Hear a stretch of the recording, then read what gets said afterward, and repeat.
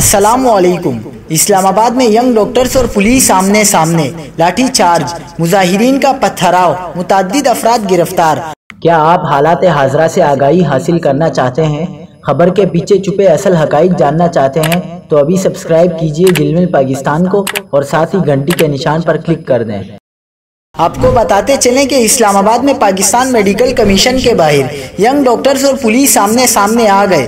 مظاہرین کے عمارت میں داخل ہونے کی کوشش پر پولیس نے لاٹھی چارج اور آنسو گیس کی شیلنگ کی، جبکہ مظاہرین نے پتھراؤ کیا۔ شہر اقتدار کا G9 مرکز میدان جنگ بن گیا۔